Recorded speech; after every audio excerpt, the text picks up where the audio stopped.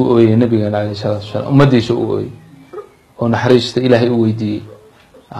ya nabiga raacay عليه الصلاة والسلام waa arinta labaad aan isxusuusinayno nabigeena صلى الله عليه وآله وسلم خير خلق الله وها رسول رب العالمين وها قلب واسع ورحيم ما إلهي ويالي رسول الله صلى الله عليه وآله وسلم barakadiisa iyo barakada ducadiisa baanu ku noolahay bari horaadana baabeen la hadad run doonayso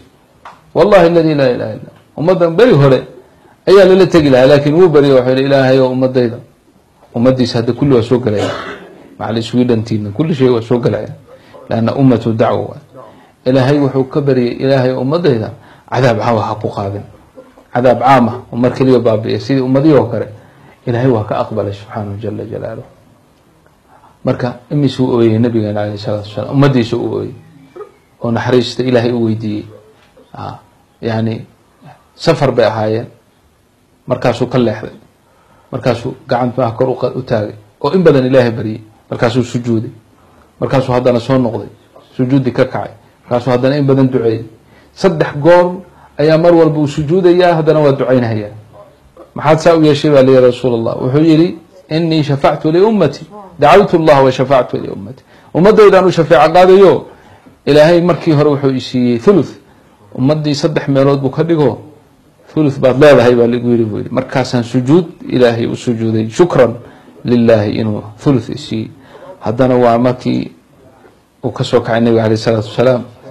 وحول يا رب الحريست هذا أبدا انتهي يقدر هدانا ثلثي كلا إشي وأدعي إن بدن بوك معك وروتاقي مركاسا هدانا وثلث لبادنا waa lagu sii markaasuu sajada kharra sajidan lillah markaasuu in badan hadana sujuud sana markuu kacay hal thuluth ugu dambeeya jira mugtay tiina waa kaari way wuxuu ilaa ugu dar kaana ugu dar waxa la ilaahay culimadu marka waa saddexda thuluth ay ummadu kala qaybsantay suurad Faatir ku yimid faminhum muqtasidun faminhum zalimun li nafsihi wa thuluth zalim li nafsihi maasi dhunub ومنهم مقتصد من سكن حاله ومنهم سابق بالخيرات بإذن الله سدح ذيب إلهي وكأقبل شفاعة النبي عليه الصلاة والسلام من كان النبي أن سيداس سوئنا جعلنا معه سوئنا سنة استجعلنا معه سوئنا سلق سبدنا معه ورسلق النبي عليه الصلاة والسلام وفكي الله وافجيه وإلهي سي الله أكبر تقضى حاجته حديث النبي كوي مدو صحيح وحول انك صحابي لها يا رسول الله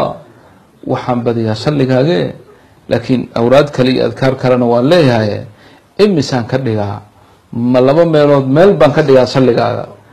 هذا دونيسها inaad ka badisana waa kaaga fiican tahay hadaba saddex meelood laba meel saligaaga aan ka dhigo inta kalena wuxuu yiraahdaa doonto hadaad ka badisaa kaaga fiican salligayga dhan iyo ducadayga dhan salligaaga uma ka dhigaa wuxuu nabigu ku jawaab marka idan hadaad saayeegsho yukfa hammuk wa yughfar dhanbuk hamiga iyo murugada ku haysata adduunka oo dhan waa laga kaafin aakhirana waa dambi dhaafna waa lagu sheegay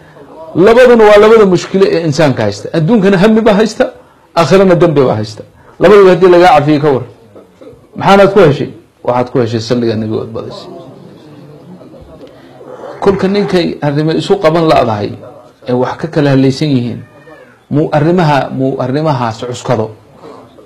arrimaha nabiga noo tilmaamo saadiq al-masduuq mu cuskado intuu meelaha galab leeynayo habe ifiir waxaan ifiir dad kale makhluuq miskiina waxba haysan uu daba orday ilaha ahmaashan saalixada ku siiyay xaajadaadana aad ku gudan yaqiin aad ku helayso yani faa'iidada ilaahay waa maxay ilaahay waa ku baraba subhanahu wa ta'ala